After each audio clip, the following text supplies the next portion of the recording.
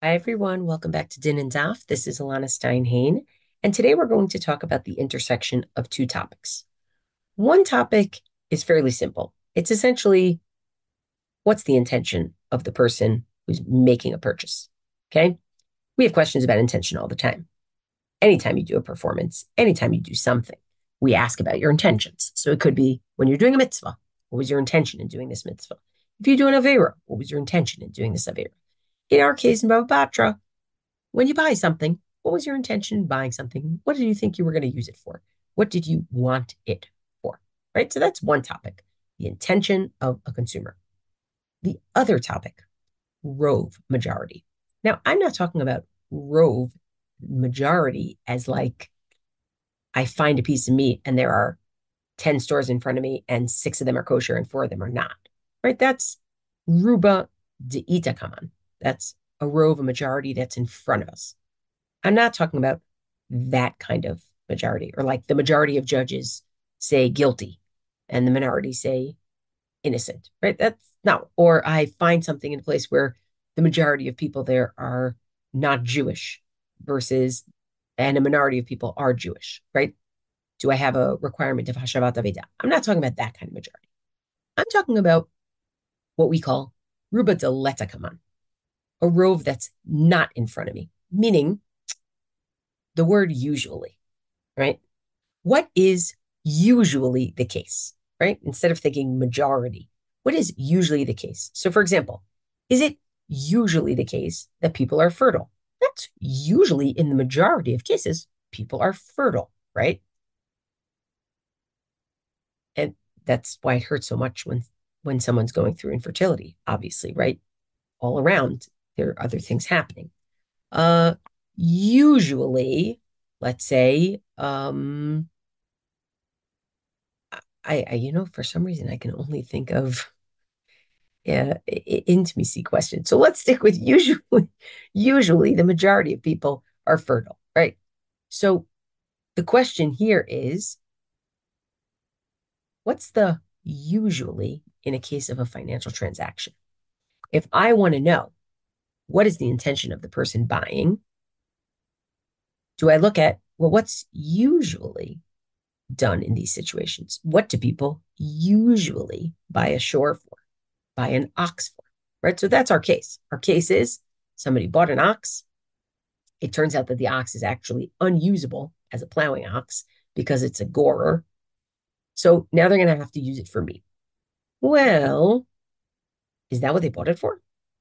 If they didn't buy it for that, can't they ask for their money back? So Rav says, usually when shiur is bought, it's bought for plowing. And therefore, I'm assuming here that the consumer's intention when they bought it was they wanted it for plowing. And now they can't use it for plowing, so they should get their money back. And Shmuel says, we don't use usually in dinei mamon, right? Nope. Sorry.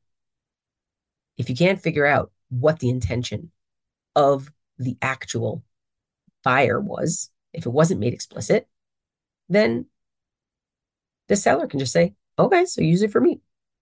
Who said I sold it to you as a plowing animal? We never had that conversation, and we're not following usually. So I'm really curious because the Gemara doesn't just leave it as we don't follow usually in cases of mamonot, makes a clear distinction. In cases of Isser Beheter, right? In cases where we're talking about identity status, where we're talking about if something is asur or mutar, we do use rove. We do use the usually principle, right? And we say, well, if it's usually X, right? But in cases of mammon, we don't use usually. Now you've got my attention because I'm curious, why not use it in cases of mammon? Is there something specific to cases of mammon that would make you not want to use the usually principle? Or is it not in general, we don't use usually in cases of mammon, but maybe there are specific kinds of usuallys that we don't apply?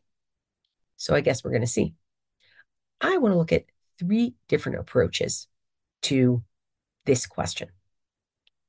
Why does Shmuel not think that we should assume the intentions of a buyer based on what usually is the intention of everybody else or most people at most times or most situations? So let's take a look. I'm going to share my screen.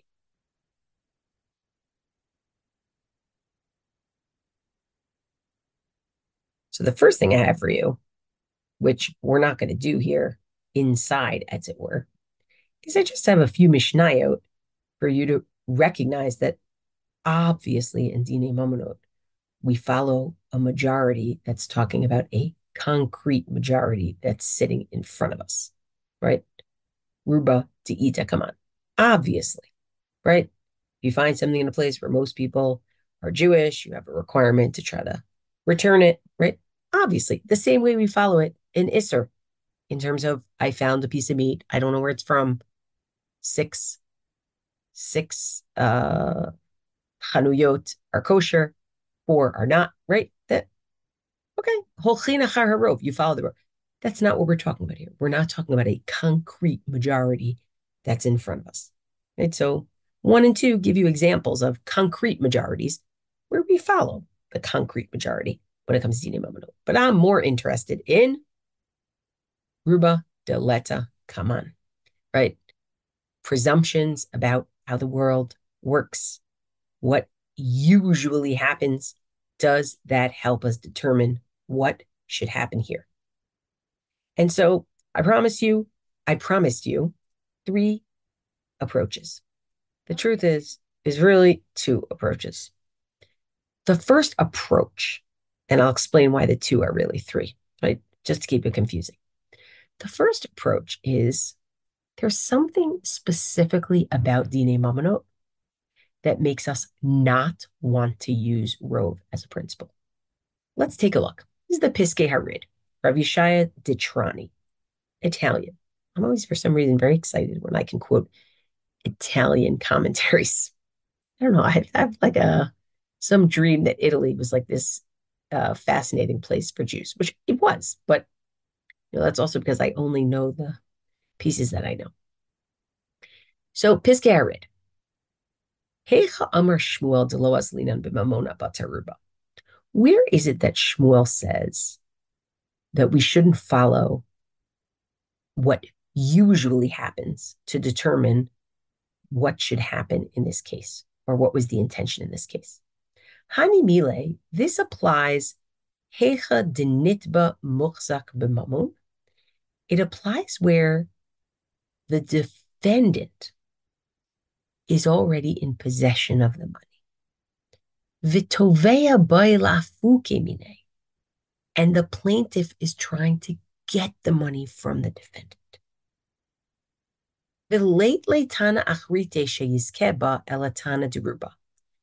And the plaintiff has nothing to go on other than saying, well, in most cases, people intended for this, so I intended it for this, and therefore. There, Hatam Amar Shmuel de'in holchen b'mamon achar harov. There, Shmuel says, I'm not following the rove for this. I'm not following the usually for this. Why? Because there's another principle that's more important in Dinei Mamonot. Deruba v'chazaka de mamona, because when it's rove, the usually principle, presumptions, against actual possession of money, chazaka adifa, the possession of money wins. V'hamed mamon al chazkato, you leave the money where it is. V'hamotzi mechavero alav haraya. And it's the one who's trying to get the money from the defendant's hands that has to bring real evidence, right? Just saying rove, it's not good enough. So the reason why we're not following usually is because generally speaking, in Mammon, we have a principle that if you want to take money out of somebody else's pocket, you must provide evidence. Evidence is what's needed. Hard, ironclad evidence, not rove assumptions. Why? Because possession is 9/10 of the law when it comes to mamon, right? So there's nothing magical about the fact that we would follow rove in cases of isser, but not in cases of mamon. In cases of isser, I get it. In cases of mamon, there's an overriding principle. We don't take money out of somebody else's pocket unless we have an ironclad evidence. And that means, aval hecha de tovea idle ala nitba. But if there was a case where the plaintiff did have a legitimate, I know, did have a legitimate claim, dematzi lemiskeba, that would be a good enough claim to get that money, ella deika plugta bene dayane, but there's an argument among the dayanim, ihav yatanya ma'alia, taina ma'alia ilo, whether it's a good claim or not a good claim. Shmuel would definitely say we follow the concrete rove of judges right there, right? Because we have a phrase that we use to understand that you incline after the majority. Meaning what the Piskei Rit just threw in is Shmuel only says no to Ruba Deleta. Come on. And only when it goes against a Cheskat Mamon, someone being actually in possession, right? But if the rove is a Ruba Deita, come on, rove judges say something, we follow them, right? Meaning his point was it's just a rove is not enough to beat Cheskat Mamon. That's what it is. You can't just take money out of somebody's hands. And by the way, smart policy. Like it's really smart policy. Like status quo, where it is, it is. Okay. So that's one type of answer for this, which is there's something specific to Dine Mamonot that is interested in keeping the money where it is. And the burden of proof is higher. Rove doesn't cut it. Okay. There's a different type of answer, which is not necessarily about whether Dine Mamonot as a category is different, but is actually about what kind of rove is Shmuel unwilling to use as definitive in a case. Not necessarily all rove shouldn't count, but what kind of rove doesn't count? So here, this approach of what kind of rove doesn't count actually divides into two because the Rishonim talk about it. And so I want to see each one because each one is kind of interesting in and of itself. So first of all, it's Tosfot in Sanhedrin who suggests that there might be this kind of rove. Usually a person, or usually the meat is bought, or a shiur is bought, I should say. I shouldn't say the meat. That's not, let's try that again. The rove that's mentioned in our Gemara in Bava Batra, that Ruba Laradia Zvine, most buy their shiur for the purpose of plowing, it's not as strong as other kinds of rove or other kinds of presumptions. And I want to know why. Again, it's not because Hamotzi Mechavero is so strong as a principle. It's because the rove here is not strong enough.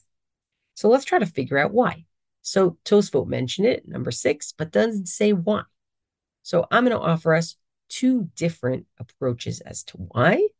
And one is from the Bayit Chadash, Rav Yoel Circus, on the Choshen Mishpat, on Choshen Mishpat in the Torah, excuse me. And he says, and he's, by the way, not talking about the shiur case, he's talking about the case in the Mishnah. Somebody bought flax seeds, and it turns out that the flax seeds aren't growing, okay? It says, Vitama de Milta, says, let me explain, to Afagab de Rov Zarapishtan Sheba Olam Nizra, even though it's possible that most flax seeds that are sold in the world are sown, are planted. There are a lot of people who still buy those things, those flax seeds, for other purposes. L'ma'achal, because they want to eat them. L'irfuah, because they want to use them for medicinal purposes. U'keneged adam echad shekoneh yud sa'in lizriya. And at the same time as you might have one person buying 10 sa'ah, a lot, that is, of flax seeds for the purpose of planting them. Yesh mea b'nei adam shekonin mihat sa'ah achat l'machal u'l'refuah. Maybe there are 100 people who are each buying one sa'ah for the purpose of eating the flax seeds or for medicinal purposes.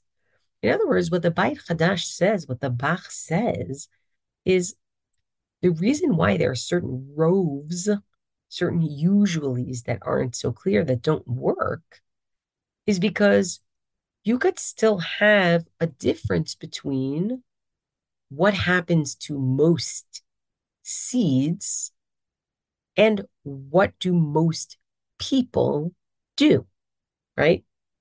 Kind of depends on how many seeds people buy, right? If the people who are buying for Zriya buy a lot of seeds, you could say most seeds are sold for Zriya. But at the same time, maybe you have a lot of people, maybe even the majority of people buying seeds to chew on them, to eat them for medicinal purposes, but they buy very few seeds at a time. So tell me, what exactly is the rove? So here the suggestion is the reason why certain roves, certain usualies are not going to work in Momono cases is because it's not always clear cut what the what the object is of the rove that you're talking about. Is it about the seeds? Is it about the people? Not always so clear, right? And I like that because it sort of tells us, well, maybe we would want to use rove in Dina Mamonot. Maybe sometimes we can if it's super clear cut. But there are times when not clear when we talk about the market. Are we talking about some presumption that inheres in the object itself? This object is usually bought for X. Or are we talking about a presumption that is supposed to inhere in people? And those may be two different assumptions, right? Now, to my mind, I sort of think I'd rather be thinking about most people. To me, that makes more sense to think about most people rather than inhering in the object itself. But I could see the logic in both directions. Either way, that's a second approach to why doesn't Shmuel want to use rove in Dine Mamonot? Maybe it's this kind of rove, a rove where you can't tell if it's about the product or if it's about the person. Now, is it possible that we can come up with other kinds of rove, even in financial matters? It's a fair question. But now I want to go back in time and I want to look at the Ritva's answer. The Ritva actually is talking about different types of rove in Isura, even in Isura Heter. He's not just talking about rove in Momonot. And what he's trying to understand is, are there different kinds of rove? And here's what he suggests, okay? He suggests that you have something that is called aruba de bechiyuv v'teva. You can have a usually that is kind of by necessity.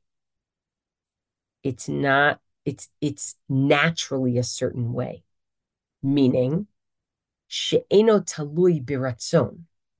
It's not based on someone's will. Kigon, for example, hahi de katanu ktana shechotzin umiyabmin. The idea that we would allow a minor to do chalitza or yibum. Very strange. V'lo chayshinan l'saris v'ailonit. It's strange because the whole purpose of yibum is to be able to carry on the name, of the deceased. We don't know if these people are going to be fertile or not. So we assume that they're not, meaning we assume that they'll be fertile. We assume that there won't be a problem. Why? Because to have a miuta, because finding out that, he can't that they're infertile, either one of them, in either case, a girl or a boy doing this, that's the mute of case, right?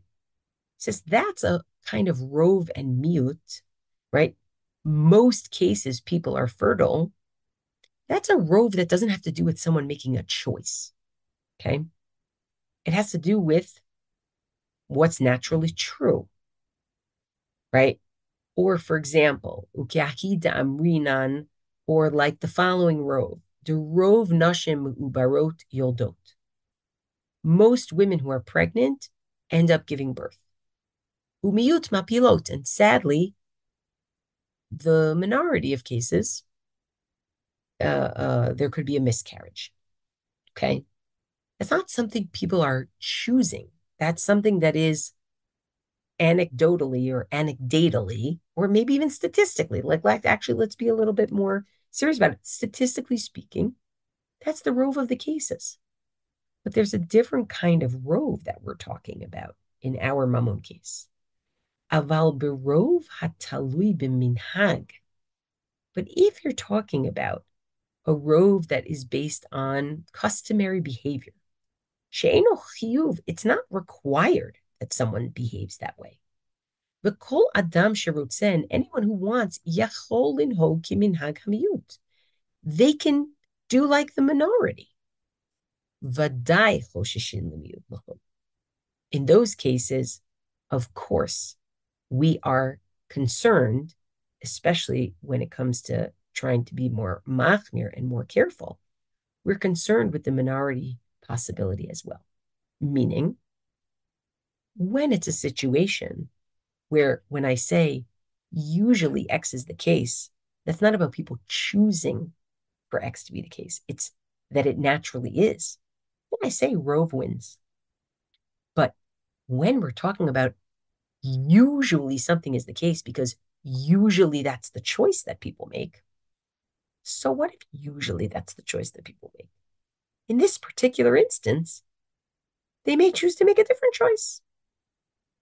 And so the Ritva is actually talking about cases of Isser v'Heter, but we're going to apply it to cases of Mamnut. Maybe it actually doesn't make a lot of sense to say that we're going to follow the Rove when we're talking about most people buy for plowing. Okay, but nobody's forcing you to buy for plowing. You could buy if you want for meat. Maybe it just doesn't make sense to follow a volitional road, even if it's what most people do. And I find this really interesting because it's kind of pushing us to ask, oh, how formal or how formalized or how standardized do people's choices become in transactional halakha? Can we say that because most people choose X, we assume that you choose X also?